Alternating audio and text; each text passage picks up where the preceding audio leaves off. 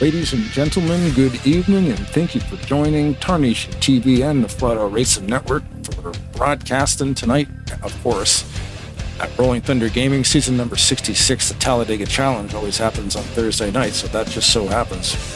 That's where we are right now. Again, thanks everybody for watching. We've got all kinds of stuff to talk about. Some future races to talk about as well, but I'll let Sir Kyle Matthews and Seth Cole take care of all that stuff. What's up, guys? Hey, good to be here tonight. Midway portion of the regular season here. We're literally now going to be into the home stretch towards the playoffs. Had 4 different drivers go to victory lane so far in these first 4 races. 3 of them former champions. The bracket challenge begins here tonight as well. For those that aren't familiar on how that goes down, we'll be talking about that later on here. But Kyle, obviously it's starting to maybe get a little congested up there inside of the playoff stands. We know 12 drivers are getting in, but right now we know that 8 drivers have the opportunity to point in. 4 spots go to those 4 former winners. Yeah, it's interesting. You mentioned three of the winners we've had so far this season are former champions. The other winner we've had was his first ever win in this series, that being Denny Carroll. So, interesting parity we have going on, and everybody else is wanting to lock themselves into a spot tonight. So, the closer we get to the playoffs, the more pressure these guys are going to start feeling. I go back to the previous 2 races specifically. We could maybe even go back to Denny Carroll's victory 3 weeks ago, and it seems like if you can have the track position late in the race around that 10:15 to go mark, you had a pretty good chance of maintaining it.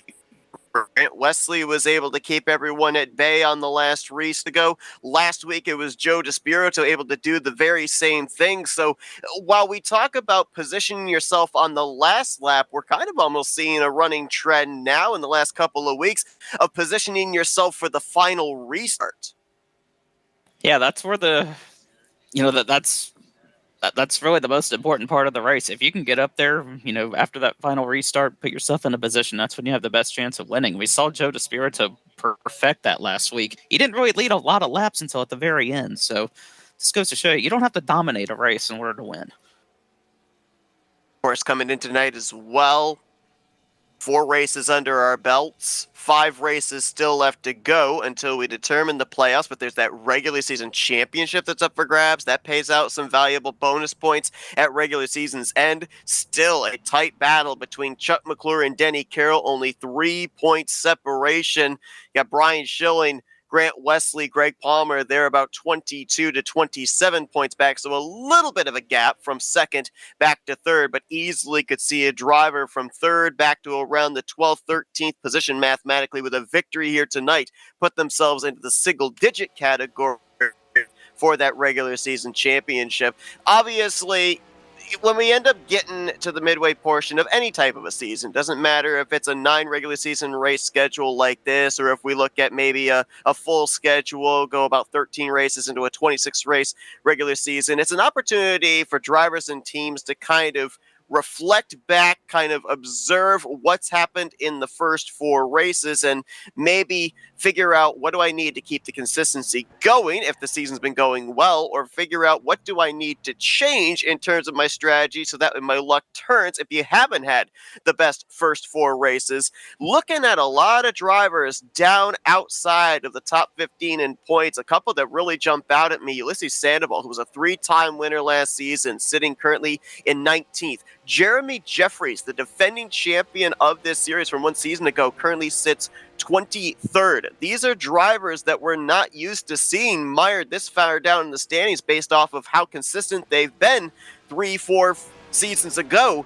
What do these kind of drivers need to do here tonight? Yeah, that is a huge surprise. I mean, Jeremy Jeffries, and alone the defending series champion, you would expect to see him already have a spot locked up in the playoffs. You look at Ulysses Sandoval 2 seasons ago. He was so consistent. We were sitting here asking ourselves, when is he going to win a race? He finally did that last season. He won a couple of others, during last season as well, and was a championship contender. But as good as these guys are, I don't think we should worry about them too much. I mean, these are 2 guys that can win at any point.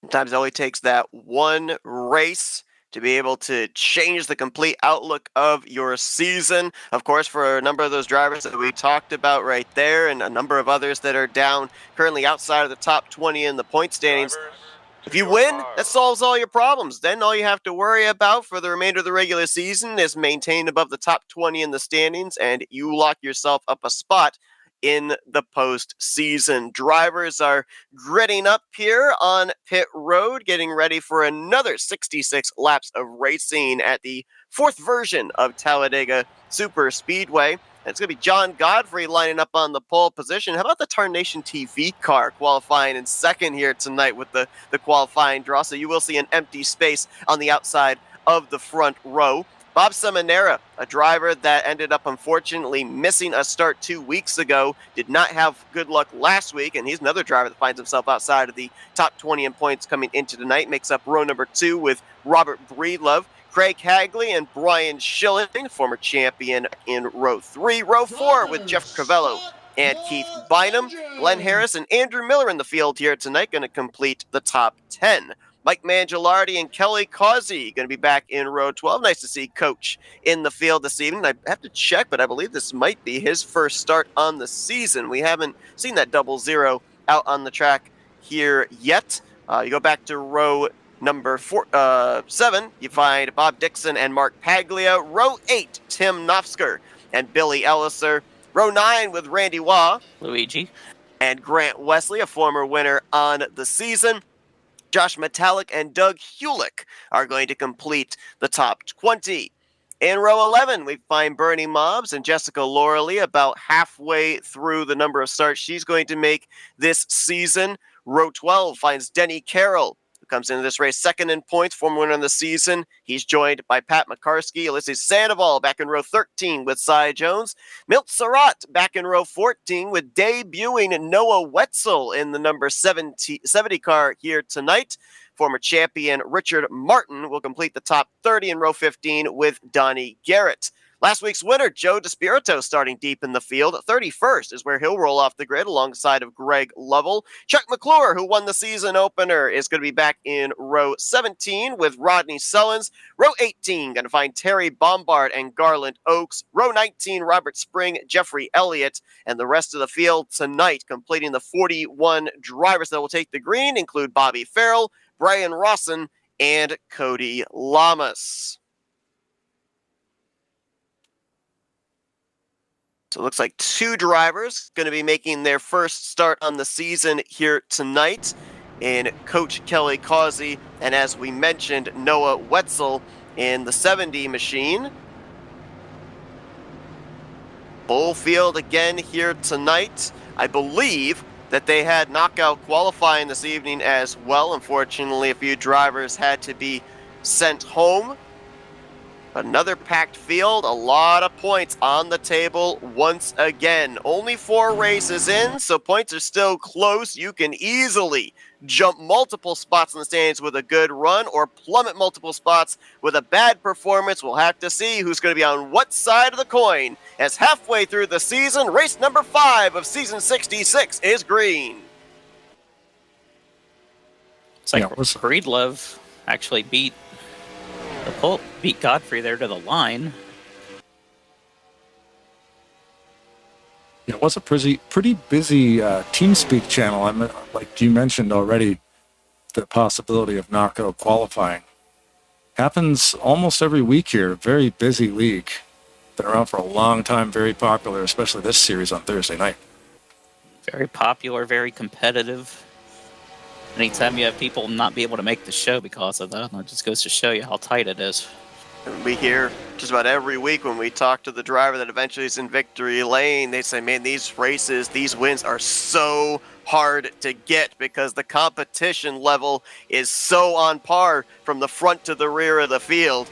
Makes it all the more special when you are able to get that brass ring and park your car in victory lane. It's not going to take very long here for us to go 3 wide. That's Kelly Causey, Mark Paglia, Billy Elliser, Grant Wesley up there. 3 wide for the 5th position as the top 2 rows remain double filed down the back straightaway. Kelly Causey making his first start this season, wasting little time here, going for the race lead on lap number 2 here.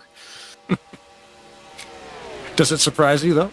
that these No, guys are going not really. three wide here at Talladega? This is a Not great at all. track, too. That looks so awesome. I love that. What's the time difference from first to the back? That's always a crazy thing. It's always within a second for like the first 20 positions, especially when they're three abreast like this, because, you know, you could be in that second row and you could still end up being in like 7th place. But we'll see here when they cross the line. I mean, I believe you could throw a blanket over the top 24 that were separated by a second that last time by, and I wouldn't be surprised 31. if it's more than that this time, yeah. I'm showing Caution is out. 31 positions within 1 second of each other. Caution is out. Well, we got several drivers involved back here in the center of 1 and 2, including former winner Chuck McClure. Looks like Oh, Noah's wow. burning. We had one, at least maybe 2 cars up and into the catch fence. Wetzel's first start here, and unfortunately, it looks like that car's on fire. Something happened to Chuck right there. Somebody looks like they checked up a little bit on that inside line, maybe. Yep. Wetzel in the 70 getting in the back of McClure, and then, wow, Robert Spring. I believe he actually got caught in the catch fence. I had a request when we go on, if we do any onboards, go on board with Cody. He said he had a really good view of that. Oh, Cody did. In the 48. Yes. Yep. Okay, we'll back her up. Harry Bombard. Like Richard Martin got clipped. Greg Lovell. Garland Oaks. As well as Randy Waugh, all involved in this.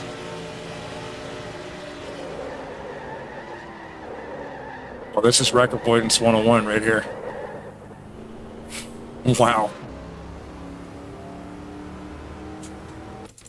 He wasn't kidding. That is a good shot. You know, obviously we talked about the fact Noah Wetzel's making his first start here tonight. You know, these drivers have all raced with each other season after season, kind of know the tendencies. They've raced this racetrack here 4 times previously this season. For Noah Wetzel, it's kind of a trial by fire here, kind of learning as he goes in the big pack, not realizing that there was that checkup on the inside line, getting into Chuck McClure. Tough way to make your debut here tonight. Only, 2 laps in, and more than likely done for the night. 74 looks like he almost got ejected from the racetrack. He's on the other side of the catch fence. Mr. Spring. Kind of Wrong side reminded of me the wall. quite a bit, Blaine, of the Dennis McCarthy wreck we had last Saturday night in the breast cancer awareness race. Yeah. Yeah. You play, you're involved with this sim for as many years as we all have been. And it still amazes you that you still haven't seen everything. Cars will get up there and get underneath other cars and get launched into weird spots. It's pretty awesome. The physics model, top notch, never disappoints. Robert Spring sits on pit road. Noah Wetzel looks like they are actually servicing that car. They are putting tires on the Best Buy Chevrolet, so he may actually continue on. Garland Oaks, Randy Waugh, as well as Chuck McClure, all getting damage repaired. Same for Greg Lovell. They're all returning to the track. A couple of updates. Looks like Terry Bombard, who was in the middle of that wreck, is out of the race. He was a driver that came into tonight sitting 20th in points, so he's going to be starting to fall a little bit more into must-win territory with 4 races remaining to try and get into a playoff spot unless he can find a huge consistent streak in the final 4 races of the regular season. Also looks like the 77 of Donnie Garrett may have missed the start. He's currently being scored 2 laps down. He'll probably get all but one of those laps back here. I'm not sure if he would be eligible for the lucky dog to get back on the lead lap at this point in time with this caution coming out, but we'll have to wait and see. But he currently is being scored off the lead lap. I heard that he will be put. Okay. So one thing, Rolling Thunder Gaming's been around a long time. Pretty much every single scenario you can think of is probably in that rule book. Oh, yeah. And that'll be one of them. It looks like he's up the front. He's going to take it, so. That's one of the things, I can say this from experience for administration of a series or a league. You always end up having those gray areas in the rule book. To your point, I don't think there's any gray areas in the RTG rule book. They've seen it all, done it all, and they have all the contingency plans in place. What if this happens? What if that happens? You know, it's happened, and they vote on it, and it's in there. And there Garrett will go for a 2.66 mile drive. I believe right there he's going around to get one of his 2 laps back. They'll probably add the second lap back manually once they go back green. 7-11 and the 7-12 numerical order here on the front row with Godfrey and Seminara. They'll be the ones to get us back underway with their Chevrolet Camaros, and then a couple more Chevys back in row 2 with Robert Breedlove and Brian Schilling. And then if you haven't had your Chevrolets, there's a couple more back in row 3 with Kelly Causey and Keith Bynum. It's like Mark Paglia going to be the highest starting of the Fords. Doug Hewlick, the highest Toyota, going to restart in 10th position.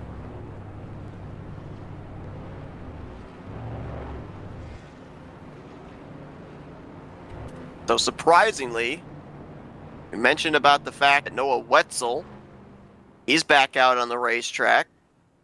Robert Spring, who was in the catch fence, he's actually back out on the racetrack as well, albeit 2 laps down. And I'm seeing quite a bit of left side damage on the 21 of Randy Waugh, but he also is still out there. So for these drivers, it's going to be very unlikely that they're going to be competitive enough to compete for the win here tonight. But it's too early on in the race. If at least the car is still running, you kind of have that obligation to go out there, run as many laps as you can, because maybe more drivers will run into hard luck and you can pick up those spots before the conclusion of the race. Every spot is a point, and at this point in time of the season, every single point matters towards the playoffs. Oh, we've seen that come into play quite a few times last season, so last couple of seasons here. So yeah, you're exactly right about that. Every point is important, so every point, every spot, doing what they can here. John Godfrey going to bring us down here to the green flag. Godfrey drawing the long straw in qualifying, starting from the pole position, but he's been quietly consistent here this season as well, sitting 7th in the point standings. Only 1 top 10 scored in the first 4 races. Why is he so high up in points? Because he's been able to finish those other 3 races between 12th to 15th. You don't necessarily have to look good on the stat sheets in the top 5s and top 10s for the consistency in the points to come through. Top 15s in all 9 races, you're easily going to point your way into the postseason. As contact made right here at the front, Breedlove end up both Brian Schilling and Bob Seminara.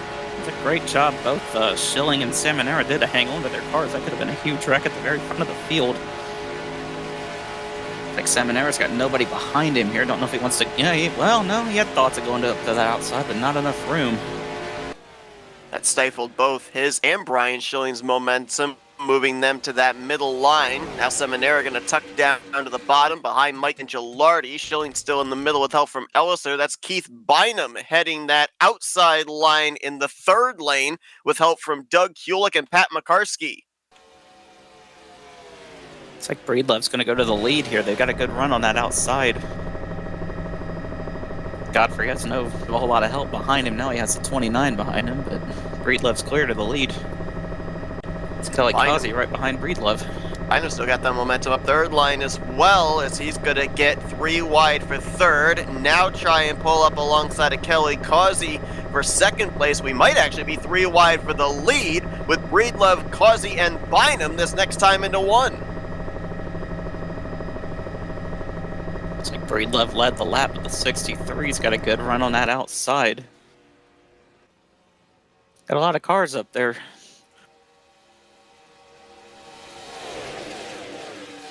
Trying to count, I believe it's 8 rows of 3 wide right now down the back straightaway. That 3rd line gets the momentum. Bynum potentially clear of both lanes as they entered into 3, but then that shorter way around the racetrack brings Causey and Breedlove right back alongside. We're still knotted up for the top position off of 4. I don't know how these guys do it like this, run 3 wide the way they do. I'd never like being in the middle 3 wide, and if I was in the middle of a big pack like this, I would be nervous. The trick No is way to I could just pull this off. look to where you want to go. Don't look beside you. Hold your line and go for it. I find when you look around, that's where you sort of end up steering it. The same with real driving, right? Like if you put your eyes in the ditch in the snow, and when you get a little bit slippery or something, you're going to end up in the ditch. Just look to where you want to go, and that's how it works. Holy moly! Makarski got to the inside of Doug Hewlett. Wow. We were 4 wide for a moment. There were still 4. Yeah. Saw a car on the apron right there. That was Denny Carroll. Looked like he backed out of that. Did not like what he was seeing. Can't say I blame him It's still right four now. wide. Yeah. Back here after he got forced up to that extreme outside line. He was 4 wide on 2 separate occasions. Now finds a little breathing space here at the tail end of the pack, but he was up as high as 4th position. Now, all of a sudden, in the matter of a lap, he's back outside of the top 25.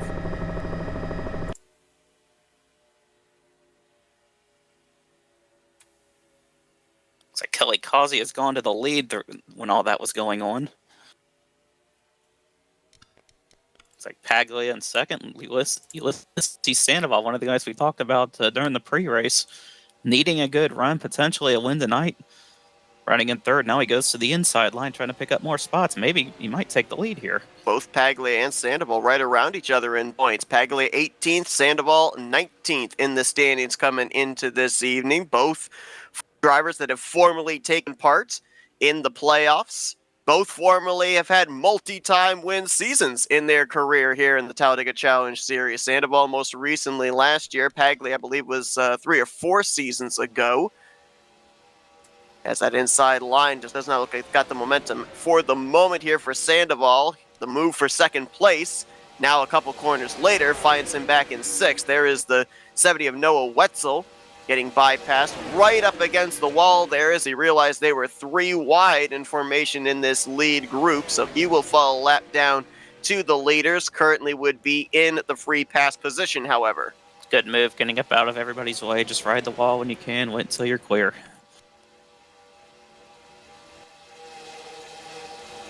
'56 of Jeffrey Elliott up here, and I'm going to double check on this. I'm pretty sure he started out back in this race. Yep, he usually does. 39th off the grid. He passed a lot of cars here in a short amount of time, already up inside of the top 10, looking to get into the top 5.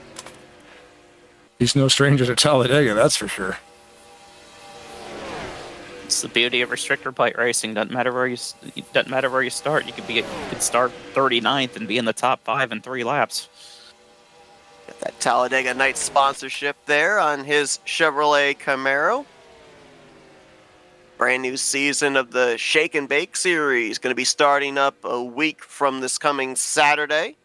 You've seen that airing on Flat Out Racing Network, as now Keith Bynum takes to the inside with Pat Makarski and Ulysses Sandoval alongside of Josh Metallic right now in the 5th position. Another driver that's kind of been quietly consistent, talking about Josh. Now, last week was maybe the one blemish on his consistent season, as he was up and barrel rolling in the catch fence. Yeah, come on, involved Josh. in a wreck last week. Whoa, Makarski! Oh, what a save. Wow, everybody. Wow, that's amazing. Came back right up in front of Bob Seminaire and Robert Breedlove, and they were able to back off, give the space necessary for McCarthy to gather it back up. So I'm currently at 2 cautions that have not had the yellow flag come out so far here. If this was a hockey game and that was a goalie, that'd have been a glove save and a beauty right there. I mean, man, how do you hang on to that thing? Yeah, those tires were smoking. He was actually sliding that thing. That was awesome. It's really difficult to gather a car up when you're coming Look at off the Chuck corner, McClure. specifically there off of turn 4. Chuck McClure was involved in that first caution, and he's back up into the top 10. I was kind of worried if he had any damage on his car. Doesn't he have a top 10 streak going here in this season? You would be correct. 4 straight top 10s in these first 4 races. That's why he's the points leader. Add a victory into those 4 starts as well. I noticed Dante is not here tonight.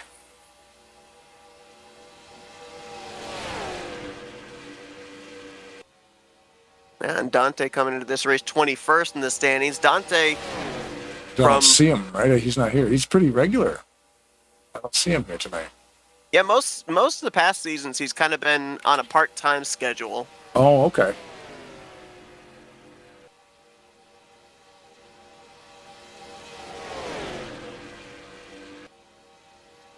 We're into October. And of course, October being spooky month for Halloween. See the new look there for Rodney Sullins in the 38, the black and orange on his Black Rifle Coffee Chevrolet. Right behind the Tide ride of Milt Surratt. Brian Rawson, another driver who started out back, much like Jeffrey Elliott, has made his way up here into the top 10. I believe Brian rolled off the grid 40th place last time by, scored in 9th.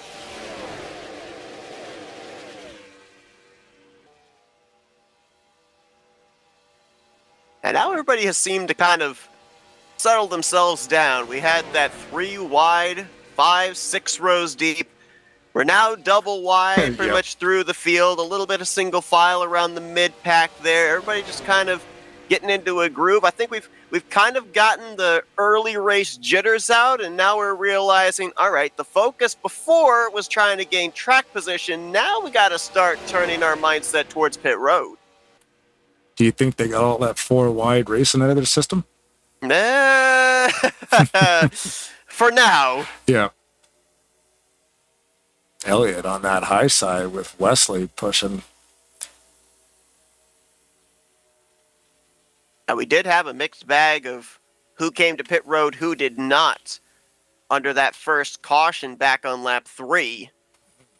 We're going to probably see half the field come to pit road here in the next 3 laps or so. Might have to wait another 2 or 3 laps before we then see most of the other drivers come to pit road. I believe the highest of the drivers running right now that did pit under that caution would be Tim Nofsker in the 4th position. Grant Wesley, Josh Matalik under caution as well. Oh, wow. Yeah. Big wreck across the start-finish line. Was also told that something happened to the 197 here a couple of laps ago. Kind of broke up the pack a little bit there, but Randy Waugh, Cody Lamas, Andrew Miller, last week's winner Joe DeSpirito, Glenn Harris. You mentioned McCarskey, he was in this wreck. For a good half dozen or more drivers sliding across the start finish line there. Bunch of drivers who would have been maybe making preparations in the next lap or two to come to pit road. Not going to have to worry about that.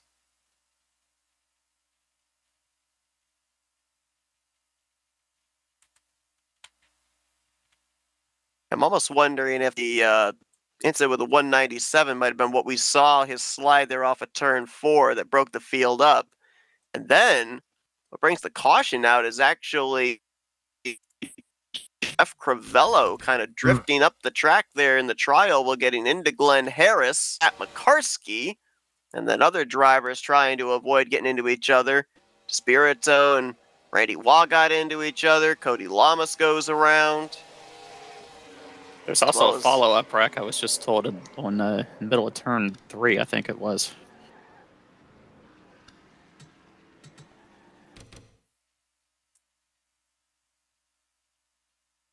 Before or after that? It's a follow-up wreck. Oh. You can also add Richard Martin into the drivers. They got a piece of that wreck, though very minimal damage for him.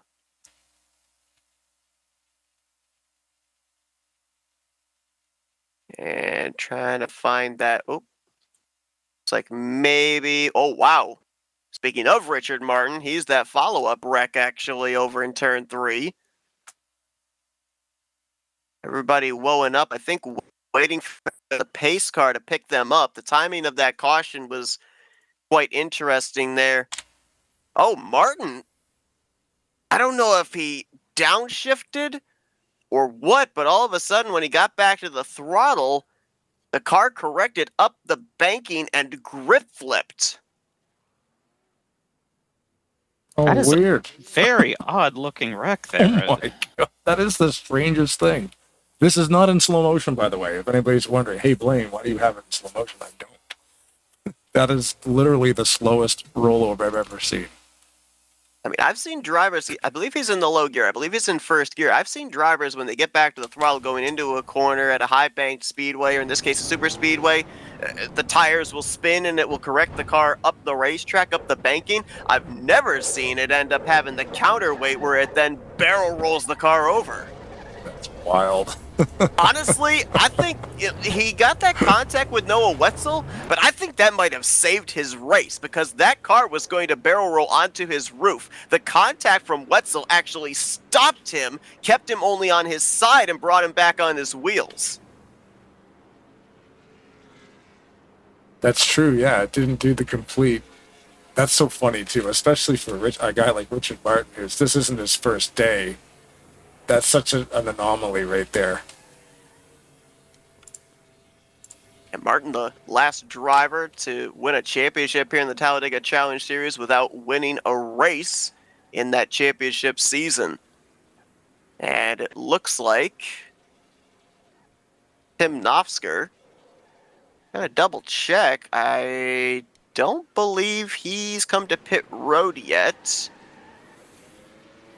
Nope, he has.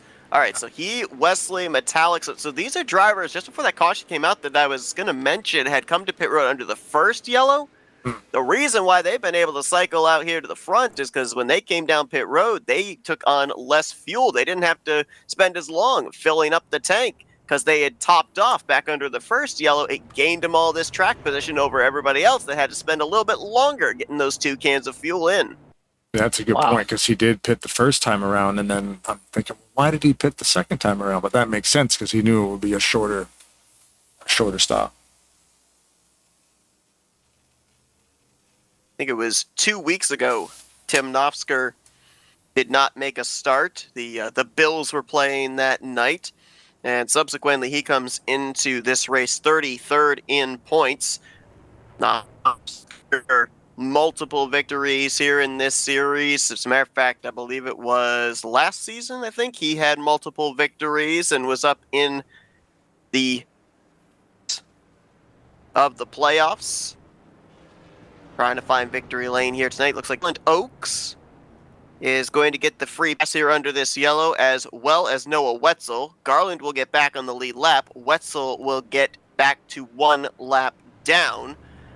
He and Robert Spring going to be the only 2 drivers off the lead lap on this upcoming restart. Wetzel -1, Spring -2.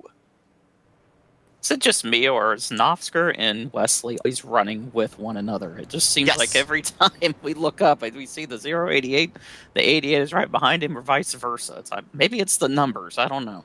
Well, you've also got the 880 of Greg Lovell in here tonight as well, and it always seems like those 3 are in the race together. Yep, inevitably, they always seem to be running around each other. A lot of 0s and a lot of 8s. Or maybe it's the Mandela effect, and it actually never happened. True. That's always possible. Dun, dun, dun. It is Halloween, after all. It is. Take this time, too, to thank our sponsor, Redline Performance Motorsports, and the 38 of Rodney Sellen's Pace. Thanks, guys. You really cool. Also want to give the announcement here. A lot of hard work been going into the David Cannon Memorial Race, dubbed the Bones 00300. That's going to be taking place this Saturday night. Broadcast will start at 6, qualifying races at 7. Main event race will be immediately following. Going to be a first for Flat Out Racing Network. Going to be broadcasting 2 qualifying races simultaneously. I heard last that I believe 45 drivers have signed up and are going to be taking part in those qualifying races. The top 20 from those 2 qualifying races will make up the 40-car field that will battle it out in that special event. So be sure to join us for that. Again, coverage will start at 6 p.m. Eastern Standard this Saturday night. Sean Prime has put a lot of hard work into this, a lot of others as well. Looking forward to what's going to be an incredible night in memorial of one of the flagship leaders here of Rolling Thunder Gaming, David Bones Cannon. How are you broadcasting at the same time 2 different qualifiers? So it's an interesting little experiment that apparently looks like it is going to work. I wasn't 100% certain at first if it was going to. Fortunately, I have 2 PCs, and one PC will be in one qualifying race, the other PC will be in the other qualifying race, and one PC will be feeding their feed to my other PC. Yeah, so yeah. I know where you're going. You're doing a split A screen. lot of PCs. It's a lot of juggling of plates, if you will. Is it a split screen or is it 2 separate streams? It is going to be split screen, yeah. Oh, wow. So you'll be watching one screen, but 2 different qualifiers. Correct. That's cool. First time ever, and I'm just waiting for something to go wrong. The Yeah. tests so far have been perfect. But Hey, you haven't gone hoping live I'm not yet. pressing You my wait. luck. Yeah. Everything will run perfect forever until you go live. Then you'll fix it, and it'll be fine. That's right. It's like And I Tim just got- Knopfsker has take the lead here. I actually just got notified in our UTED as well from Sean Prime. The last count, 51 drivers registered for the Bones 00300. So how about that? Fantastic. Tremendous That is turnout. a lot of people in that race. That is amazing. That's going to be a hard one to qualify for because I know here we're watching season 66. So like there's a certain amount of, I think it's like the top 30 or the top 25 that are guaranteed to be able to start. But in a race like that, there's no guarantees you're in there. Everybody's going to have to qualify for that race. And it's interesting, too, because I was actually talking with Sean a couple of days ago, and he said that was the type of thing that David Cannon loved, was the qualifying races to get into the main event. He enjoyed the main event racing, but the qualifier races, the pressure of having to qualify your way in, he loved that concept. And you bring up the point there, Blaine. There are drivers that we see here tonight that will be obviously participating on Saturday that we see week after week, season after season. They are really good. They are borderline professional super speedway racers here on NR2003. But super speedway racing takes just as much luck as it does skill. There are possibilities that a number of big name drivers may miss out on making it into the main event race on Saturday night. The unpredictability, I think, is a very interesting concept here, and maybe puts a little bit of added pressure on all these drivers that are going to be taking the green flag in their respective qualifiers on Saturday night. Because I'm wondering, like you said, if there's 50 plus people coming into this thing, there has to be people who don't make it. Yes. And if you've got position 1 all the way down to position 50, and there's literally 0.04 of a second difference between all of them, you could have guys, well, like Knopfsker running in first right now. Maybe he didn't make it. Maybe he just touched that yellow line just enough and lost. Rick! Ulysses Sandoval right in the middle of the pack. This is in the corner. This is going to be a massive one. Despirito and Seminara are up and over. There's at least a dozen drivers littering the infield grass of 1 and 2. Here, everybody's spinning out just off screen, so we're backing up here. Take a look at it. First car I saw out of shape was Ulysses Sandoval in the 096. Not sure if he gets some help here or not. He was running around the 11th spot. A little bit of a tap there from Seminara, it looked like. Yeah, but did he get loose? It looked like it. Going into turn 1, it was like that car went into a slide. Mm-hmm. Oh, yeah, you see it right there. A little bit out of shape. And I'm not sure if that was in reaction of checking up for Milt Surratt ahead of him, but certainly scrubs off speed and very quickly brings Seminara into his back bumper. Did he get into the 80? I don't think so. Either way, it looked like just a big chain reaction deal right there, and Seminara getting upside down a little bit there. I think the 24 Despirito did the same. Andy Garrett was in it. I saw Brian Schilling, another driver inside of the top 5 in points. He was in the middle of that wreck. Greg Lovell, Bernie Mobbs, Bob Dixon, Billy Elliser, And Craig Hagley might have also gotten a piece of this wreck. Pretty much anybody back behind this had a pretty good chance of getting a small piece.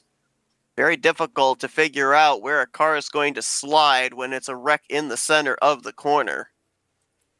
Just showing a statistics card there for the 24 Despirito. Since he won last week, he actually gained 11 spots on the current points standings from that win. That's what we call leapfrogging your way Absolutely. That's what I was saying. I mean, 4 races in, people might think, all right, well, if you end up winning, you'll maybe move up a spot or two. Well, we might get into that kind of a scenario when we eventually get to race 8, race 9, those final regular season races, but the points are still super, super close.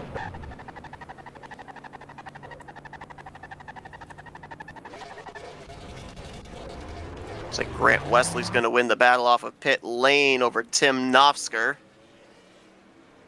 Rawson, Paglia, Metallic. Look like they're going to be the top 5 leaving pit lane. 3 wide back there towards the mid-pack, leaving the commitment line.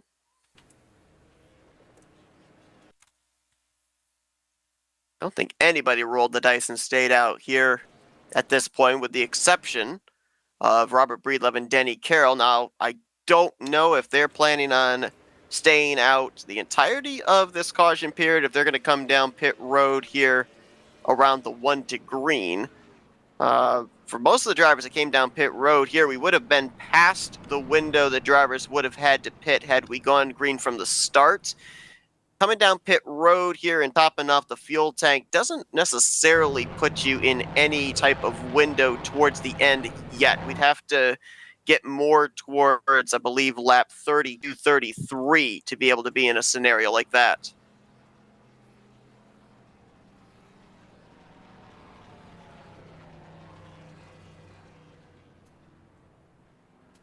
Love plugging these exports into Score 4 to get all this kind of cool stuff here. Donnie Garrett, the 77, has started all 4 races this season, has also completed every single lap this season for a total of 264 laps at 702 miles. 1 top 10 finish. Race number 3, finished in second. Race number 4, I may have forgotten to change that number. No, that's wrong. Race number 4, he qualified 35th and finished 20th. Currently 12th in points with 108. That's 53 off the lead. That's a lot of numbers. You're welcome. And obviously, still a long ways to go in this regular season, but you might feel a little bit of pressure coming into this race in the position Donnie Garrett is in, which is 12th in the standings. We have guaranteed 12 drivers at least will battle for the championship this season, regardless of if they've won or not. If you're in the top 12 in points when the checkered flag waves at the conclusion of race 9, you have pointed your way into the postseason. Now, if you have a victory and you are 13th through 20th in points, you get in through one of the proverbial wildcard spots. We've seen previous seasons where we've had as many as 13, 14 drivers battle for the championship. But when you come into a race like Donnie Garrett is right now, 12th in the standings, one of the things in your mind is, I want to be above this cut line. Second thing in your mind is, I want to have a nice cushion between me and this cut line. So, even though we're only 5 races in, and after tonight there will still be 4 races to go before we put that playoff grid together, there could be a little bit of added pressure for the driver of the 77 this evening.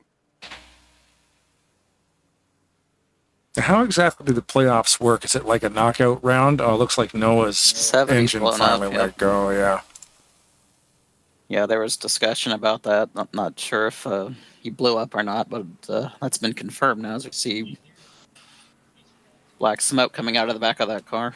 Yeah, we'll have to hope that he throws in the clutch here. They may end up having a caution come back out here for debris. Hopefully not, as the lights are currently out.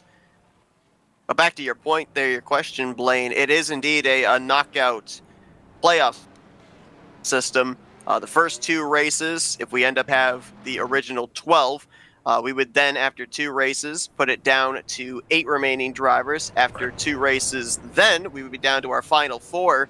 And it used to be that it was a one-and-done race to determine the champion between the final 4. But about 4 seasons ago, it was implemented a 2-race final round. So we've ended up seeing the championship have to be won more so on consistency than on better finishing position in just one race. So 2-2-2 in terms of the final 6 playoff races of the season. That's a good idea. There's supposed to be a Final 4 or a Final 8, but last season didn't we have like Yeah. a Final 9 and a Final 5? There was. You're right. We had a 3-way tie for 8th position at the end of the round of 12, and then we ended up having a tie for 4th position going into the Final 4. So yeah, we actually didn't adhere to the original qualifications. We had to add in a couple of others there. That's why we talk about every point being important. So I mean, no better case for it than right there. Yeah. It's like Denny Carroll is going to get the lead here on this restart. Playing a little bit of field strategy like you were talking about during the caution, Seth. And that's kind of what Denny Carroll, his first victory here a couple of weeks ago. It really is. And you kind of consider, is it a little too early to be playing these type of field strategy games for Denny Carroll? Well, he's already got the victory, so why not do something a little bit unorthodox? Maybe see if you can get your second victory on the season. A victory gives you bonus points. That'd be 5 extra bonus points he would have towards the postseason. So, yeah, you always have that little bit of freedom if you have that victory early on the season. And Denny Carroll kind of utilizing that freedom here in this race tonight. Robert Breedlove playing the same strategy with him as well. So those two drivers, they're going to find themselves about 2 to 3 laps shorter on fuel than everybody else. They've already got 3 lanes going here. Jessica Lauralee leading the outside line. She's got help from, looks like the other 17 cars. Yeah. McClure, Brian Schilling behind him. So Bernie Mobbs in the 31 also up in that outside line. 4th car in that Smucker's Jam Chevrolet, and he, if I'm not mistaken, was actually involved in that last wreck over here in the middle of 1 and 2. So caution is out again. What for? The 70 off the 70 pace. stopped on the track. Or stop, should say. Yeah, that.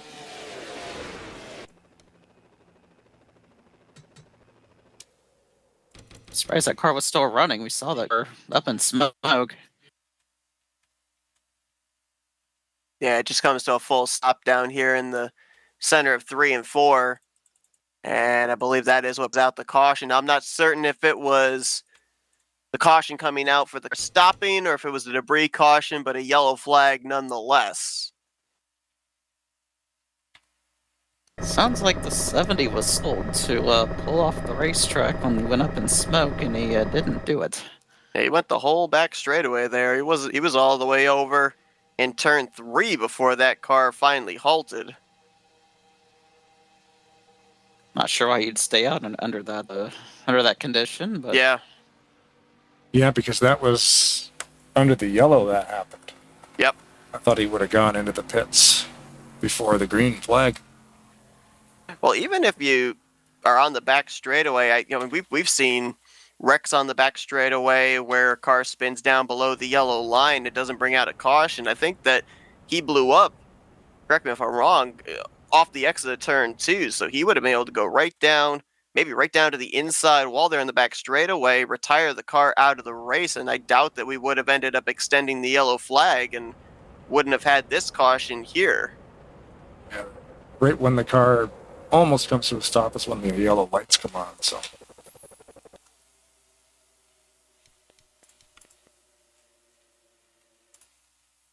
I would not be surprised to see Denny Carroll, Robert Breedlove come to pit road now. I believe if everybody comes to pit road, they should be able to make it the rest of the way on just one more pit stop now. And see everybody making their way down pit lane. Few of them going to stay out, though. Keith Bynum with a late move back onto the racetrack. Jeffrey Elliott also staying out.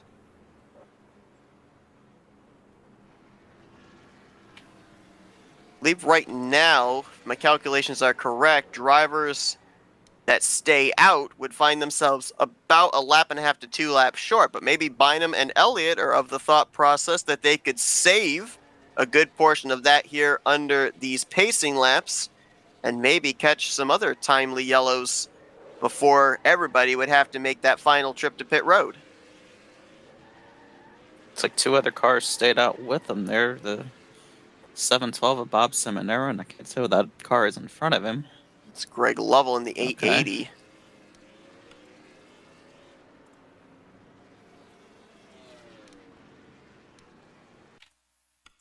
I believe for Bob Seminara, got a lot of damage. We saw him up and over through the center of 3 and 4. I think you're going to see him stay out an extra lap here and try and see if he can get a bonus point for a lap led. He's yet to lead here tonight. A lot of times when drivers end up getting involved in wrecks, they know that they're going to be off the pace. They try and find an opportunity under a caution period to get a lap led bonus point, knowing that it probably is going to be the only lap they'll lead during the course of the evening. So I think for Seminara, he's hoping that Bynum and Elliott and Lovell are going to be coming to pit road here on this next lap, so that way he can lead the upcoming time that they cross the stripe. Got absolutely nothing to lose at that point, so yeah, why not try it?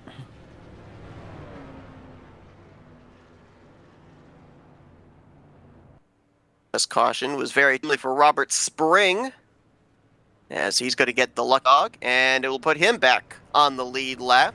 He was as many as 2 laps down after he had to call a tow back to pit road, involved in the first caution, and was stuck up in the catch fence. The entrance of turn 1. I was actually watching him a couple of restarts ago also. That car is not far enough off the pace that it can't stay in the draft. Now, he's in the scenario of aero damage, which means that he's going to have somebody behind pushing him to be able to stay up in the lead pack. However, that car's not far enough off the pace that he's going to necessarily still finish this race outside of the top 30. He's got a shot of still maybe being able to bring it home inside of the top 20 if circumstances work out his way. And the one key thing for him is the engine is still going. We've seen so many times the driver gets caught up in the catch fence and the engine's toast.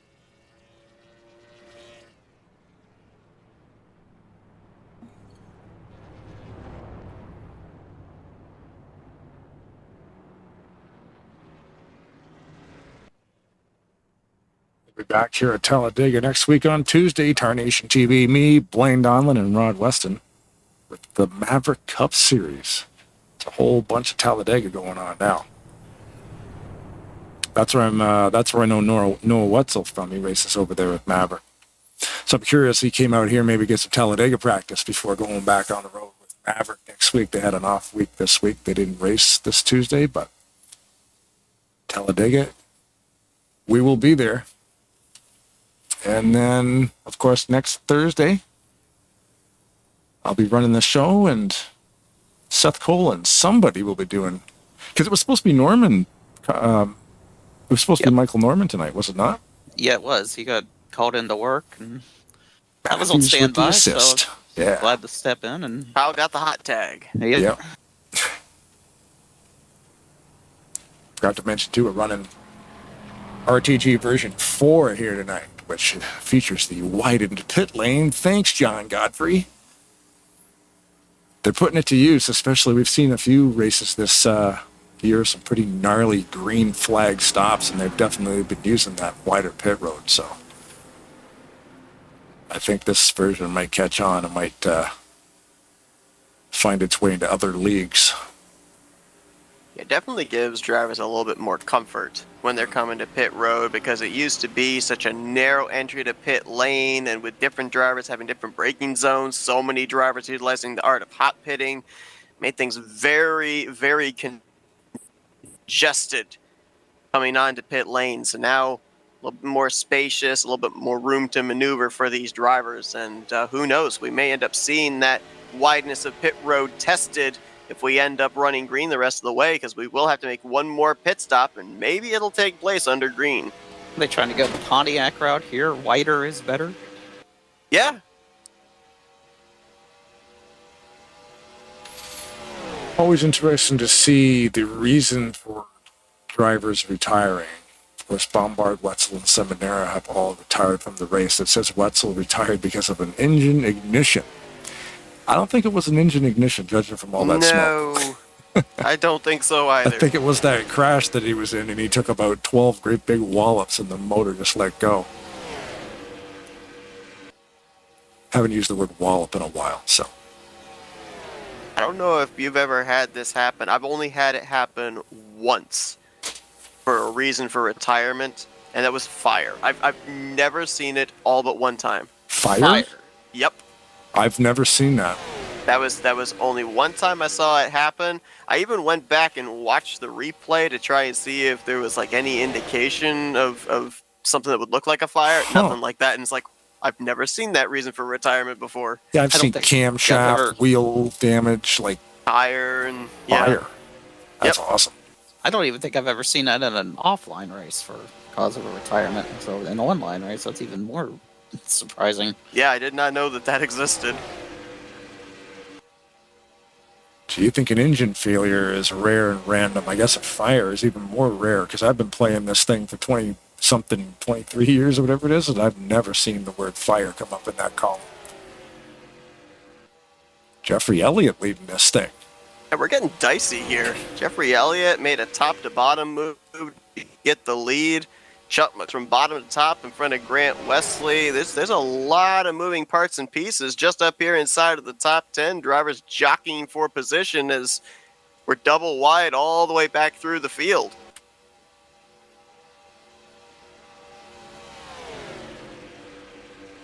It looked like Jeff wanted to keep McClure behind him.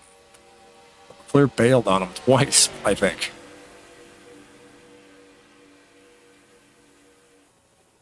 Well, again, I mean, you look at the situation for a Chuck McClure or Grant Wesley. Again, drivers that have already gone to victory lane this season. Well, we talked about the freedom of doing something different when Denny Carroll was playing the strategy.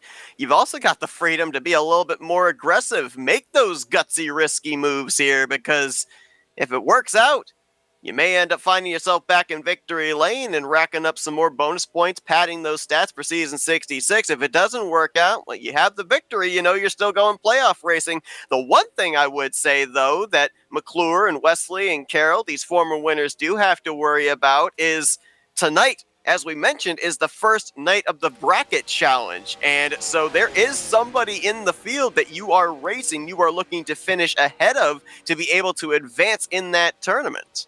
Oh, jeez, I forgot all about that. Yeah, there's a lot of stuff going on at Rolling Thunder Gaming. There's always something to race for in this series, it seems like. Even if you're not in contention for a championship, if you're not running the full schedule, you have a regular race to win, and there's, like you mentioned, the bracket challenge. So there's always always a lot of incentive in this series. That's the beauty of RTG as a whole, because on Monday nights and Wednesday nights, when they have their Cup Series and their Air 88 Series, they have what's called the Challenger Series. Drivers that normally run mid-pack, they can qualify for that, and they end up getting victories as well and end up winning there's a championship on the line in that regard. Basically, the Challenger Series, if you will, for Thursday nights is this bracket challenge. Again, it gives everybody an opportunity to race for something.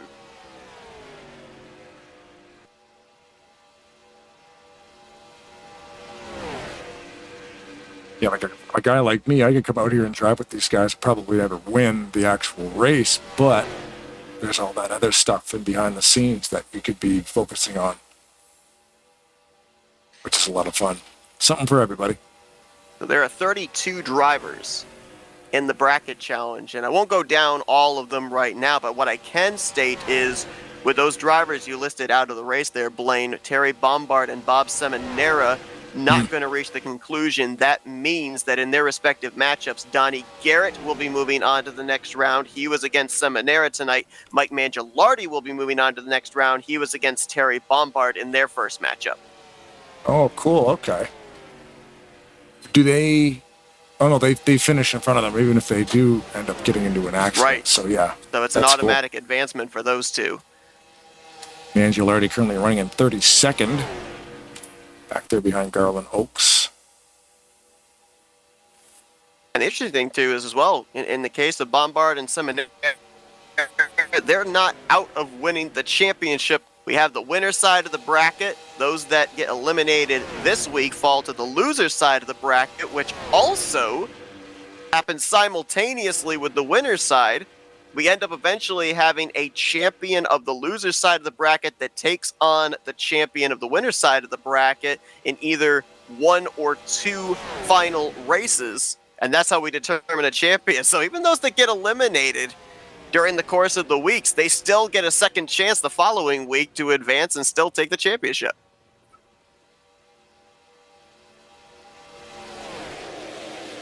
It's like the first 7 or 8 cars are single file. First side-by-side battle here. It looks like it's for the 9th position that we're looking at right here with Jeffrey Elliott. Craig Hagley in that Davey Allison throwback, or Ricky Rudd throwback. Jumping up to the outside line with Jeffrey Elliott, trying to make something happen. We're 3 wide now with Breedlove caught in the middle. And that's doing no favors to these drivers here. It's helping that group ahead, that's single file.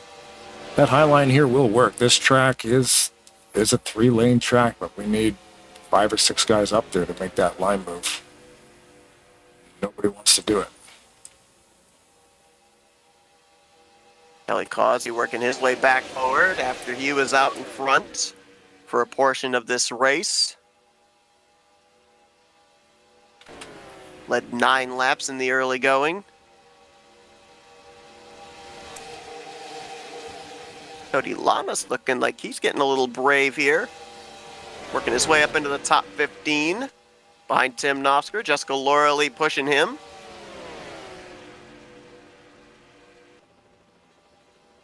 Cody moving to the front. That's a nice change to see there. That we give him such a hard time about how he runs in this series. He'd be disappointed if we didn't give him a hard time. Exactly. Looks like we've got a total of 34 drivers up in this lead pack. Jeff Crivello, the last of those. Got some stragglers back there, drivers that have gotten some damage during the course of our previous 4 cautions. Well, I should say 3 cautions that were multi-car wrecks. One was the engine failure of the 70 on the back straightaway, but Bob Dixon, Mike Mangialardi, Pat McCarskey, Glenn Harris, Robert Spring, all back. A couple have lost the draft, a few of them in danger of losing the draft.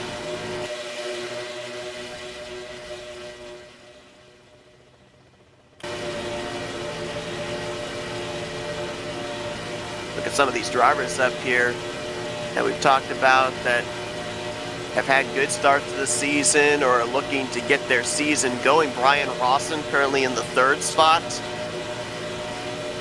Saw him a few seasons ago be a multi-time winner, a driver that usually likes to start at the back, work his way forward. Coming into tonight, looking for his first top 10 in the season, 25th in points. Right behind him, Rodney Sullins.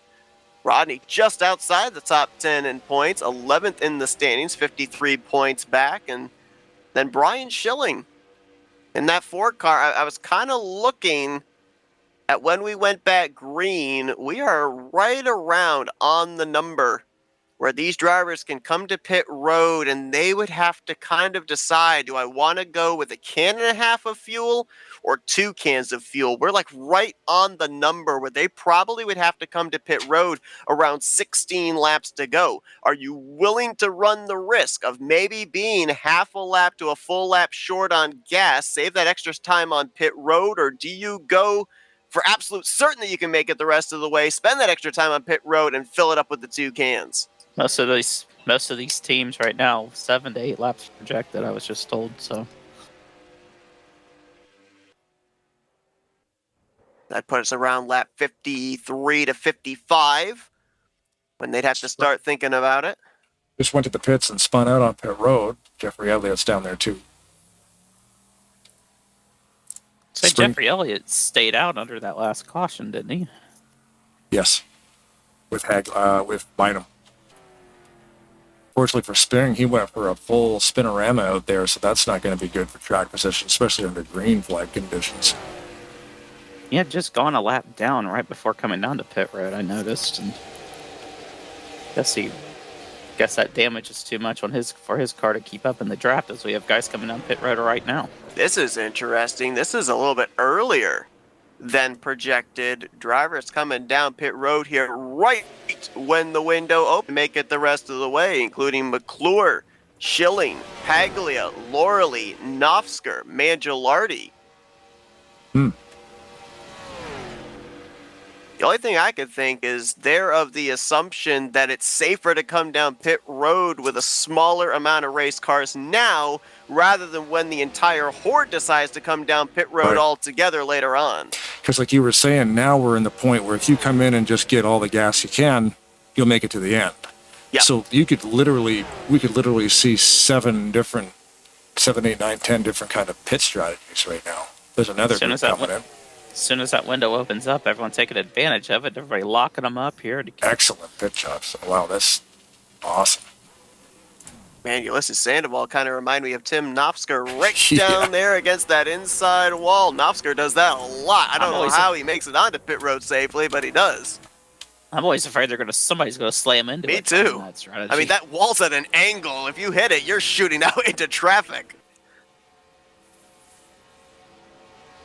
But now is always that tenterhooks moment of, did I overstep just a little bit trying to hot pit? Am I going to get hit with a black flag?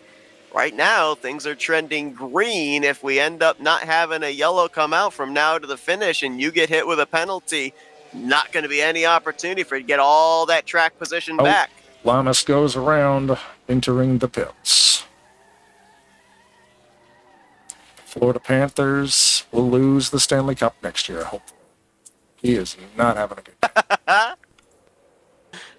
I heard you and he had a little back and forth after a Maverick race there where you had a little jab at the Panthers and he made sure to jump in and defend them. Yeah, they beat the Oilers the last 2 years for the Stanley Cup. So. Edmonton, almost. He is not going to be able to get left side service on that car. He was having a difficult time getting that car turned around. Yeah. That's one of the tough things there, too. I mean, Cody is one of those drivers, there's a lot of them that like to leave the server before we end up having the qualifying kicked forward for the random qualifying draw, which guarantees you starting at the rear of the field. While that's great, it also means you're going to have a pit stall right there near the entry of pit lane. So while a lot of other drivers behind you are still coming in at a high rate of speed because their pit stalls are further down pit road, you're hard on the brakes to slow down to get into the entry of your stall, and I think that might be why Cody got spun around. Yeah, because when you're in those back spots, especially in a full field, the 55-mile-an-hour commitment line doesn't really apply. You need to be going way slower than that to be able to hit your pit stop. Yeah, I mean, I believe most drivers usually, when they're hot pitting and they have those further down pit stalls, they can come in, cross that commitment line around 70 miles per hour. If you're doing that in the case of Cody, you're not going to get that thing blown down in time to get into your stall, so it's not an option. Showing this pack right here, Brian Schilling, 6th position. Say Grant Leslie in 5th, so 4 cars still haven't pitted, it looks like. Who is that? This group right here with Craig Hagley, That's Andrew the lead Miller, pack, Johnny yeah. Garrett, like Bob Dixon, Glenn Harris, who have lost touch with this pack, also still to come in. Bob Dixon hasn't come to pit road yet. Usually the benchmark driver Here they come. to start determining pit stops, but looks like he's one of the few that's deciding to run long here as this top trio all hit pit road together. The 47, Andrew Miller, top dragster broadcaster, or fellow broadcaster there. The Top Dragster Network on the YouTube machine. He does a lot of broadcasting for the Hobo Racing Series.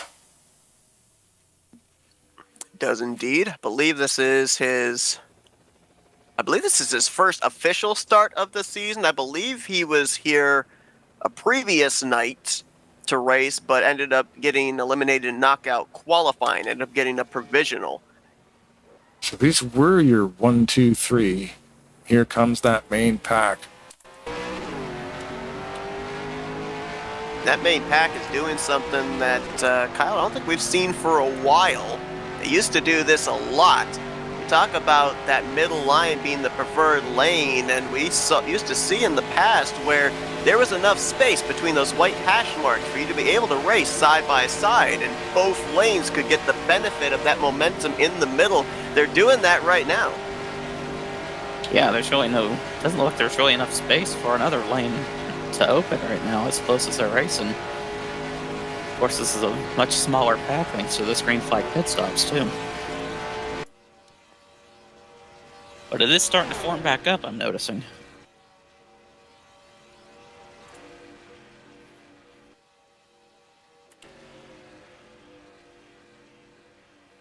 Like we got a pack of roughly about 22 drivers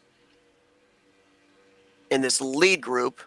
Correction, make it 19. Oh, It's Glenn car- Harris in the grass, and car's gonna loop around. Can he get it turned back the right direction? He's trying. Looks like No he's going to be oncoming okay. traffic. Yeah, I think we're gonna be good. Well, the rest of the field's going to be okay. Harris, not necessarily there. But oh boy, looks like was that Breedlove having a little bit of a connection issue there a little bit. And he's in 3 wide situation right now with Brian Rawson and Jessica Loralee, so not the time you want to be having that side to side. After a great green flag pit cycle, these guys are still clumped together like this. It's pretty wild, eh? But we got about 19 cars, yeah. Breedlove's going to drop to the back here. That time Yeah. his car completely disappeared. But yeah, that's the cool thing, right? Because you can end up having 3 or 4 packs come to pit road. Initially, you think, okay, they're all going to be spread out once everything cycles around, right? No, doesn't matter if they all came down in different laps. They still all managed to find each other when all is said and done. Yeah, But a lot of times this late in the race, we'll have 5-6 cars in a pack, but no, we've got about 3 dozen. That's the thing, though. Any little mistake that you might make under caution, like say you overshoot your pit stop by a couple of feet, you got to back up. Not a big deal. There's a pace car out there holding everybody back. That happens under green flag. You could lose your buddies entirely by just making a 2-second mistake on pit road. Could mean hundreds of feet on the track. Oh, they're getting tight down there on the bottom line. Yikes. John Godfrey out of line there. Oh, another one. Causey! And there they go! Causey is up and over. Loralee is involved. And another corner wreck as Carroll flies in. Garrett is collected, and we're still wrecking off of 4. Breedlove, Bynum, late hit for Hewlick. Greg Lovell as well. Look out. I believe we're in the span of race back. We're still wrecking down here towards the entry up road. Mobs and Llamas got together and spun down to the inside wall. The race back situation, Schilling was the one that made it.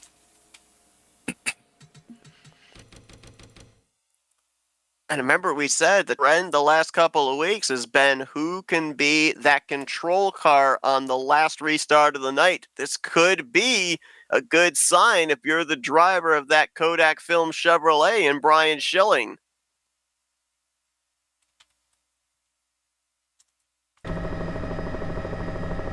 Just looking back at that wreck, Causey was the first driver I saw kind of get out of shape on that outside line. I don't know if this had anything to do in reaction to what happened to John Godfrey on the back straightaway, which I believe was bumper grab between himself and Joe DeSpirito. Oh, I believe a bump from Ulysses Sandoval going into the corner is what gets Kelly Causey out of shape. See, and then John got out of it. Yep. So he saved it.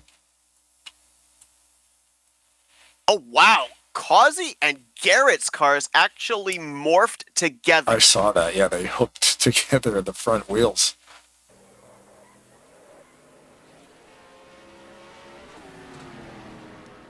Should check that out a little closer, actually. That's kind of neat when that happens. And there were some late hits there as well. Denny Carroll got spun, and he slid up into Jessica Loralee. Keith Bynum, who went around off of turn 4, he got a late hit from Doug Hewlick.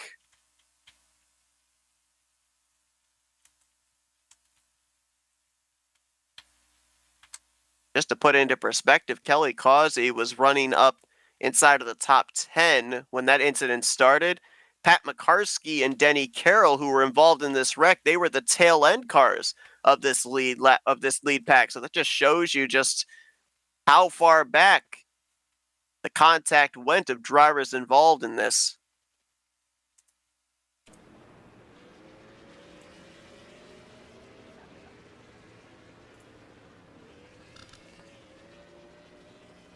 So the follow-up wreck afterwards, I believe, was Greg Lovell trying to get to the inside of Bernie Mobbs. They're going to make contact, which then sends Lovell across the bump Bynum. That shoots Robert Breedlove up into the wall. And it's actually Breedlove who gets the late hit, gets T-boned by Doug Hulick. So another 4 drivers right there get collected up. And then further up towards the entrance of pit lane, Yeah, the 31 got Mobbs caught up in a couple different on there. Yeah, he got clipped at the last minute. That directed him down to the inside wall there. Cody Lama. So I'm not exactly sure what happened to him.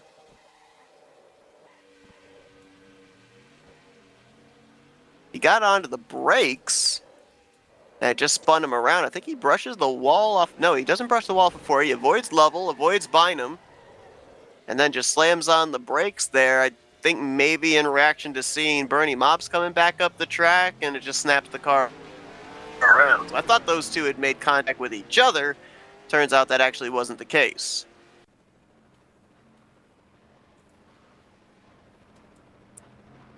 E-Dogs look like Lamas and McCarsky.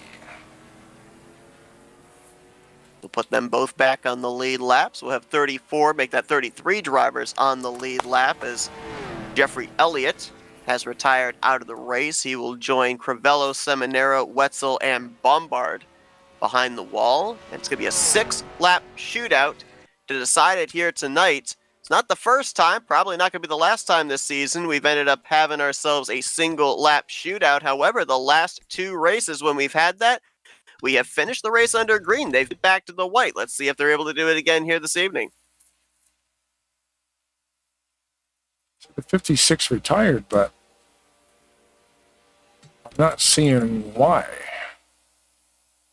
He didn't come into contact with anybody.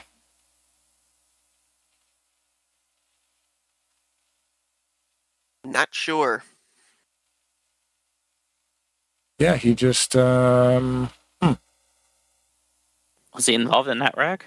no. I don't believe so. He got service. I'm just in the replay mode here looking. He got full service on the car. And that's it. He retired.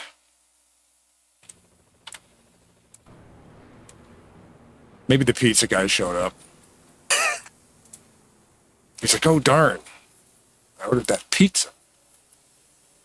I wouldn't even pit and retire. I would just hit Alt F4, shut the computer off. Yeah. Like, I'm gone. Pizza's here. I'm leaving. Alt F4, hard quit. See you later. Sorry, guys. It's interesting just looking real quickly here. You know, we've had pretty much a race dominator the last couple of weeks in terms of laps led. Hasn't really been the case here tonight. Chuck McClure is the only driver that's led double-digit laps at 10. That's a good Then point. you've got 5 laps led by John Godfrey, 5 laps led by Denny Carroll, 9 by Kelly Causey, 4 by Grant Wesley. Schilling's led 4, about to lead his 5th. So it's kind of been a lot of contenders that have been up front here so far here this evening. And the race went. Oh, wait a minute. No! Got a wreck in the back. I make that Garland Oaks. He was out of shape, bounced off the wall back down into Denny Carroll. We are in race back. We are indeed. And I think we are going to be able to get ourselves a restart here as well. Jessica Lorley and Donnie Garrett were also swept up in that incident here as Schilling trying to control the lanes. McClure, if he could get clear of Wesley, would he cross to the inside here? Yeah, I don't think he's got the option. Yeah. Looks like he's going to stick with Schilling. Yep. Schilling leads him back. I have to see. I don't know if there'd be enough laps for a green-white checker. We might be looking at a one-lap shootout here. Now, They're still using the EXE that they started using Yes, last I was season. just going to bring up, if this had been a couple seasons ago when they didn't have that EXE, with us having lap cars, the race would have been over at this point, but we may be able to get back green. Oh, they run a different executable on the surface side?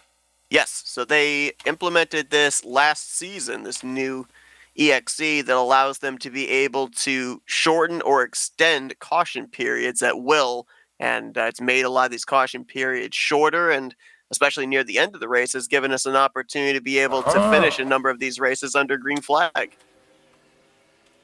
Hagley shoots out to the right, and so does Garrett. Garrett is actually the... Is that Garrett? Who is that back there? I think somebody missed a gear on this restart. It's Garland Oaks. Major stack up. Yeah, he had to make that move to avoid contact, but ended up getting bumped like as well. 2 or 3 drivers that looked like they missed a gear. Hewlick was slow on the start. Craig Hagley jumped up to the outside line like he had missed a gear. They all stacked up there behind the outside line. I think there might have been some, as Joey Logano would coin it, okie dokie going on between the 4 and the 17. I think the 17 purposely did not get a good launch so the 4 could get up in front of him, and that checked everybody behind him up.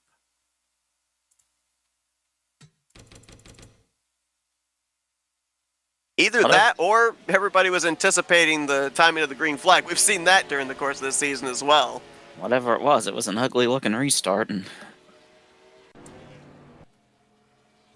Lights are off. So that seems early, right? Yeah, so it looks like basically they opened up pit road one time for everybody to come down that wanted to take service, repair, or damage. Have the lights out, so we're going to get ourselves like a green-white checkered here. That's a good option to have late in the race like that because we have lap down cars, so we should be going a couple more, so that's cool. Glenn Harris and Robert Spring would have been the free pass cars. I'm not sure if they're going to have them go around, if they'll just add their laps back. I mean, they would end up finishing this race a lap down regardless because they're both -2. It's not going to make much of a difference in the export. Whoever finishes ahead of who is going to end up getting 34th. The other driver is going to get 35th. So I'm not sure if they're going to really put a whole lot of emphasis in making sure those drivers get their laps back here going around. They may add them back manually when we go back green, but I think the main emphasis here is trying to make sure that we end up going back green with at least a handful of laps rather than a one-lap shootout. Look at the names we've got up here. All still looking for their first win on the season. Schilling, Rawson, Metallic, Sullins, Godfrey trying to go coast to coast tonight. Pole to win. Paglia, Surratt, Nosker, Bobby Farrell's up here. Farrell, prior to that caution coming out, Farrell was in danger of losing the lead. He was the last driver in the group, and he had lost touch. He had lost the draft. He's up here with a shot of a top 10, a top 5. Who knows? If the seas part, he could be the one in victory lane.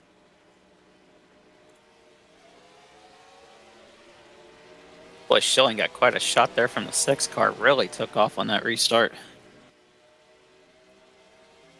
Like again, everybody was trying to anticipate when the green was going to fly. A lot of shoving in both lanes.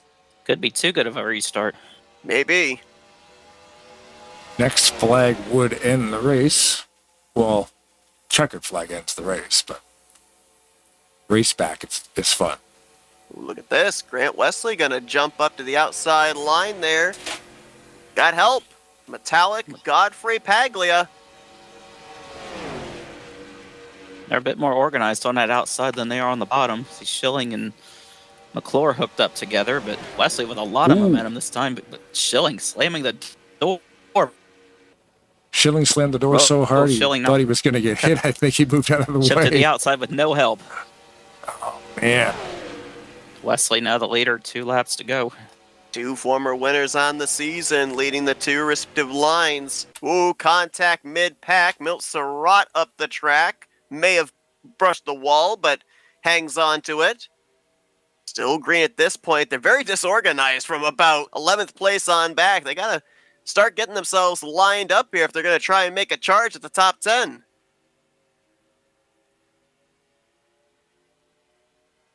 Here comes McClure on the bum help with the Rawson in the 6.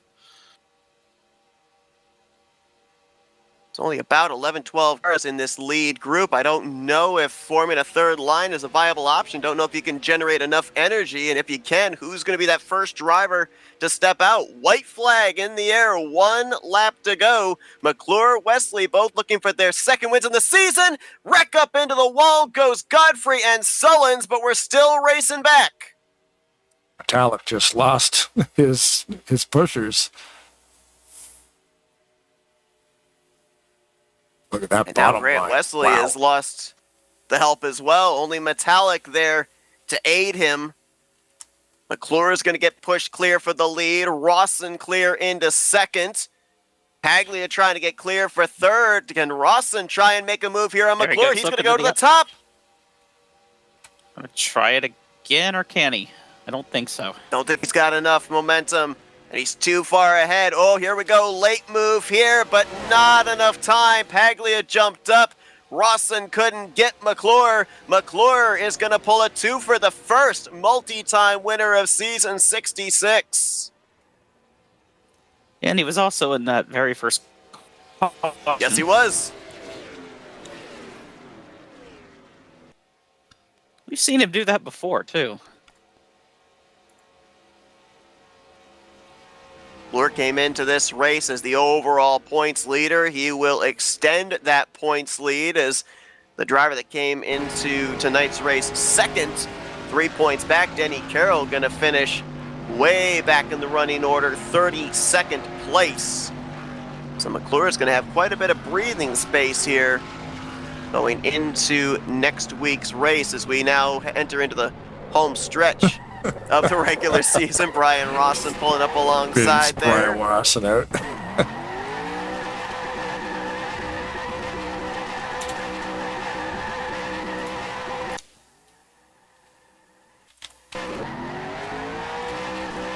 Big start to the season there for Chuck McClure, and the top 10 streak remains intact. I think he's trying to pull a Brian Schilling maybe? Finish top 10 in all the regular season races? Very well could. Saw that 2 seasons ago.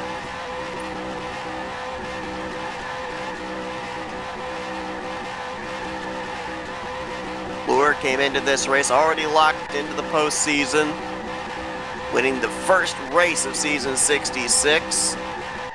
And now just going to continue to stack up those bonus points for when the playoffs are reformatted. Becoming the first multi-time winner in season 66. Brian Rawson's going to bring it home in second place, his best finish so far this season. Same for Mark Paglia in third. Nofsker is going to get fourth, and Grant Wesley is going to complete your top 5. Bunch of drivers got collected up in that wreck on the final lap. A couple of drivers that were really looking like they were in good shape to finish well. Godfrey and Rodney Sullins in particular. They'll finish 24th and 27th. Godfrey came into this race top 10 in points. Sullins just outside of the top 10. Talked about how drivers, they'll be able to leapfrog through the points. There's going to be drivers like those 2 I just mentioned. They're going to drop in the point standings after finishes certainly not indicative of how good they were running in the closing stages of this race. The drivers that bring it home on the podium here this evening. We were going to get a hold of Mark Paglia. It looks like, well, actually, never mind. I was going to say he was currently speaking with somebody, but it looks like he is now available. So let's dial up the driver of that number 28 car. Hey, Mark, it's the guys up here in the broadcast booth. You got a copy? Yeah, I got you. I'm relinquishing my position third to Tim because I wrecked somebody. So, Tim Nosker, you need to call him up. Oh, okay. 10-4. All right, we'll see then if we can get a hold of Tim Nofsker. Looks like there's going to be a post-race EOL there for Paglia. So Nofsker, who on your scoring is going to be showing as fourth, is going to be third place. So let's get a hold of him. Hey, Tim, it's the guys up here in the broadcast booth. You got us? Yeah, guys, what's up? Hey, well, we just heard that you're the podium finisher here tonight in third position. Wild race here this evening. We've ended up seeing some 3-lap shootouts, 4-lap shootouts, 5-lap shootouts here this season, but it came down to a green-white checkered here tonight. Saw a lot of fuel strategy leading up to that point, but it seemed like particularly this restart this evening, it was very difficult for lines to be able to get themselves organized up to be able to generate energy to make a run. Did you get that kind of a feeling? And was there anything that you maybe could have done to advance further, or were you just kind of boxed in where you were? Yeah, I kind of, I didn't have any problem with restarts up until that next to last one. I don't know if I just got a little bit better jump than Joe or if he had to check up for the guys in front of him. But yeah, it was, as soon as I hit him, I bounced off him, and that just slows the line down. So, the restarts weren't too bad, but, we got to clean up some stuff here. There's just too many cautions, and guys, I don't know if they're just amped up or whatever, but yeah, we got to get things cleaned up a little bit. Obviously, we talked about your season so far. Congratulations, your first top 5 on the season, your first top 10 as well. Not been a whole lot of luck that's headed in the direction of this 088 car so far. So is this maybe a sign here of getting things turned around at the right point down the home stretch of the regular season? Well, that was a much more pleasant way to put it than I've been putting it. It's been a S show, if you know what I mean. It's just been horrible season. I had to miss a race, and the other races I've just been in the middle of chaos. This is by far, as long as I can remember, the worst season I've ever had. So hopefully, there's always hope. We're not done yet. Is there anything you can kind of attribute the bad luck to? Is it just positioning where the wrecks happen? That's where you seem to be? Is it maybe the qualifying draw putting you back in traffic? Is there some kind of standout thing there for you in terms of what's kind of been having the luck not go all as well for you, and that maybe can be improved upon to help keep this luck going? Well, I've been in this long enough, and everything goes in streaks. So when you're hot, you're hot. When you're not. That's just the way it is. So hopefully I keep waiting to turn the corner. I had a decent run on the Nate Balzer's race on Saturday. I had a good run, and then I followed it up with a good run here. So maybe we're starting to build some blocks here, and I got a long way to go if I even want to have a hope of, I'm almost in a must-win situation at this point, and I still have to get in the top 20. So a lot of work to do, so more to come later, I guess.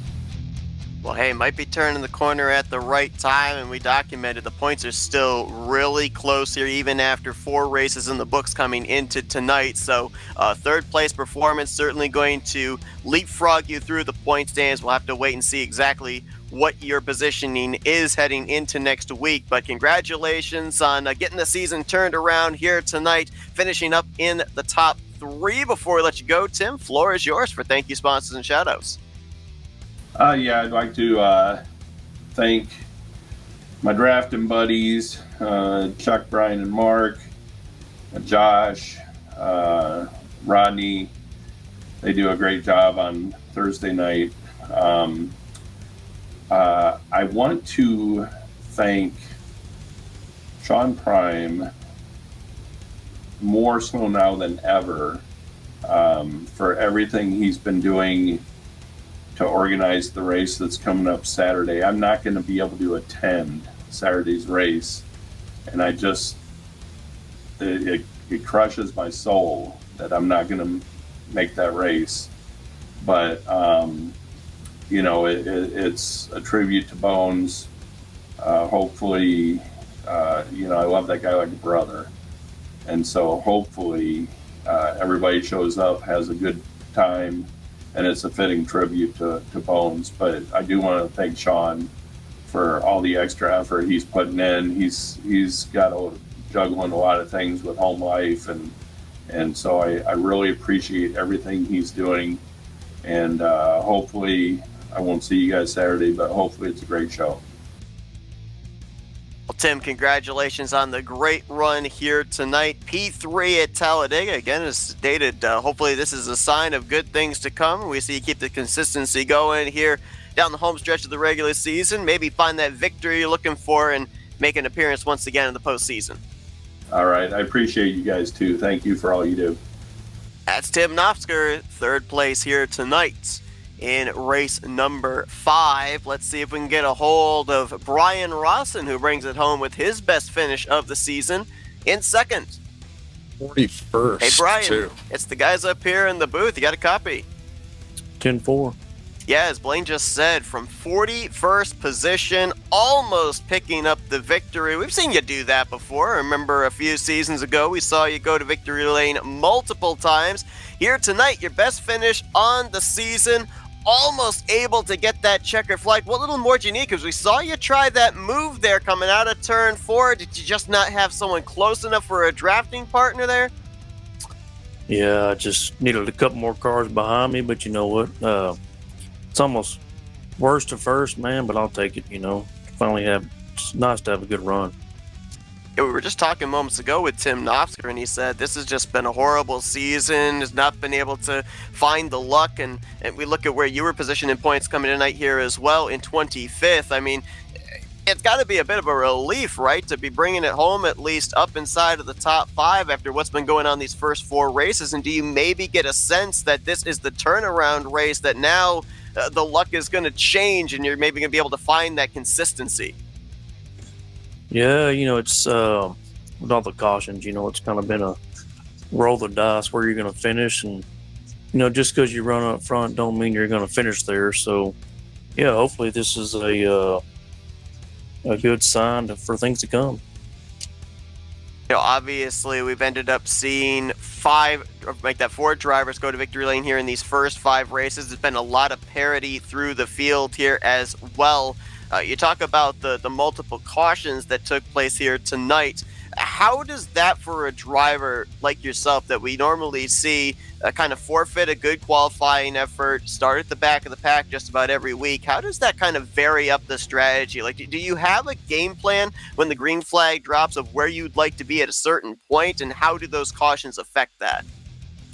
For me, I'm pretty good at hot pitting, so that's kind of what I rely on. But, sometimes when you don't have a bunch of green flag pit stops, you just have to rely on the cautions as well, and you just kind of hope you kind of plays in your hands. And, a lot of times you can be burned by it. Sometimes it comes in your favor, so you just take it as it comes.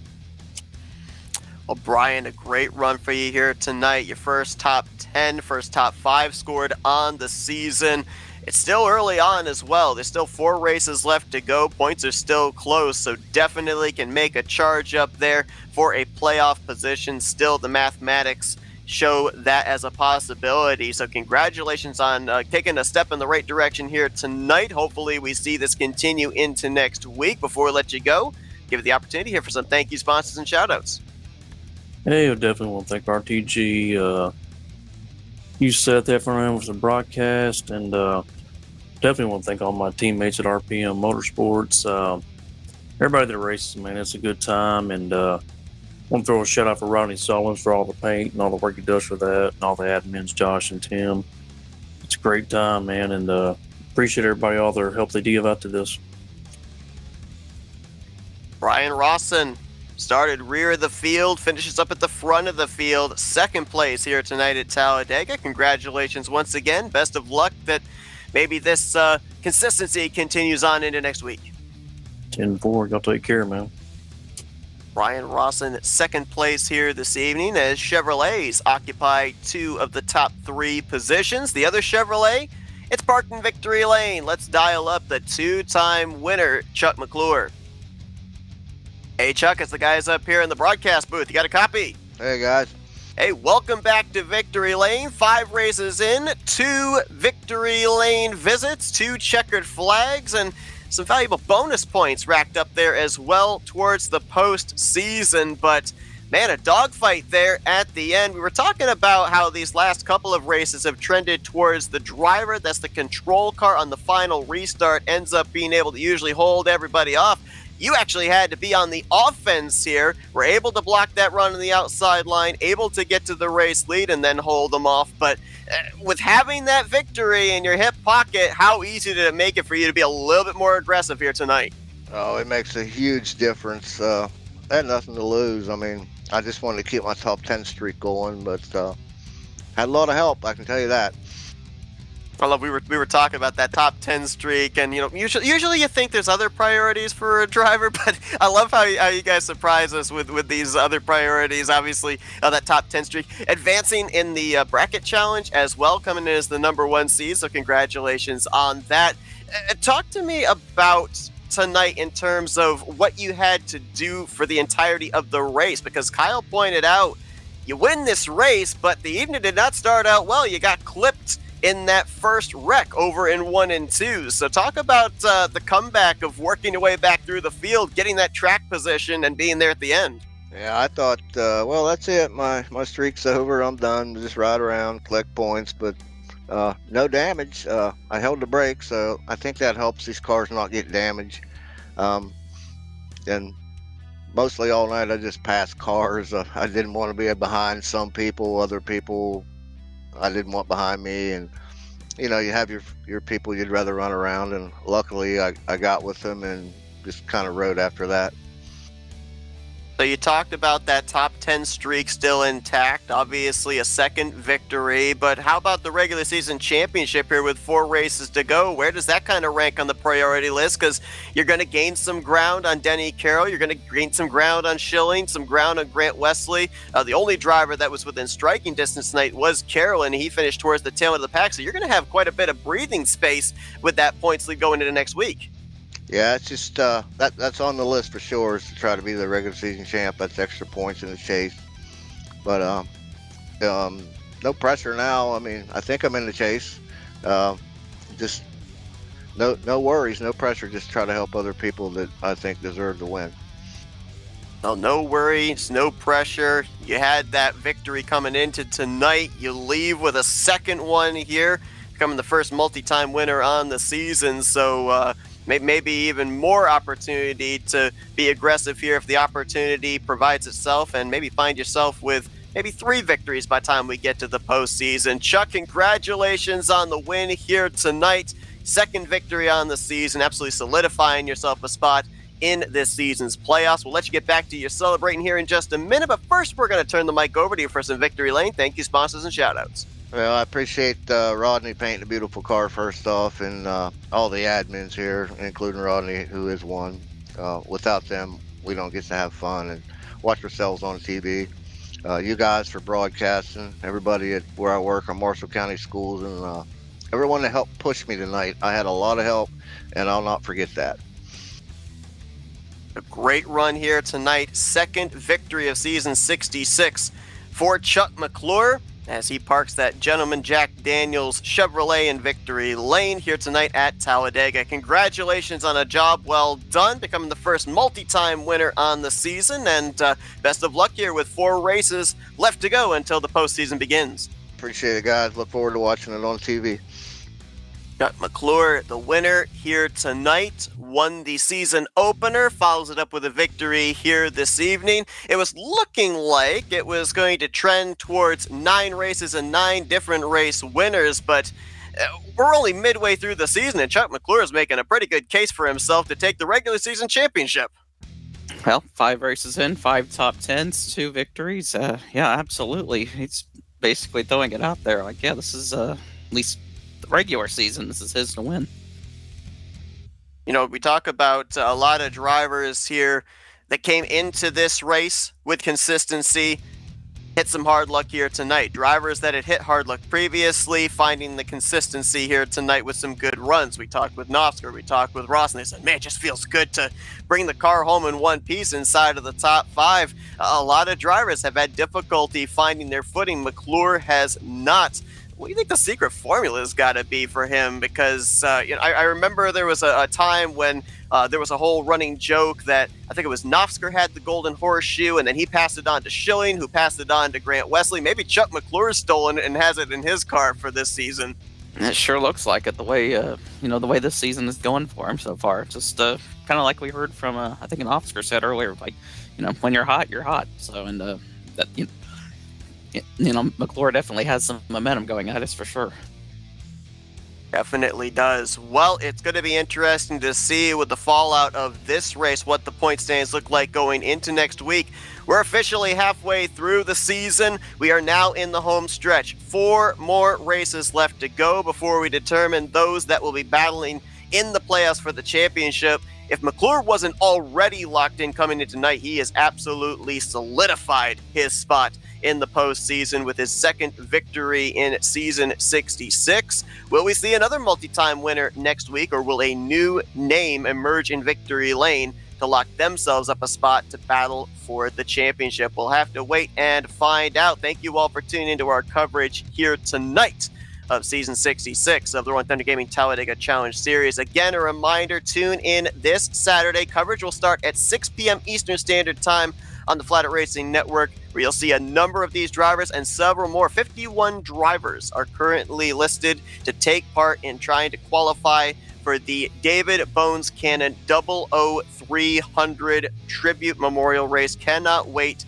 to see what happens in that one. Got a lot of cool background stories that are going to be taking place there as well. Going to be a really, really good race. We know, obviously, with the caliber of drivers that we know are going to be taking part, you're going to see 2 simultaneous qualifying races. It's going to be definitely an event to remember. Hope you all will join us for that one. But thank you all for tuning in tonight. We'll see you guys next Thursday for the continuation of this series at 9 p.m. Eastern Standard Time. For Blaine Donlan, Kyle Matthews, I'm Seth Cole. Thanks for joining us on our simulcast tonight on Tarnation TV and the Flat Out Racing Network.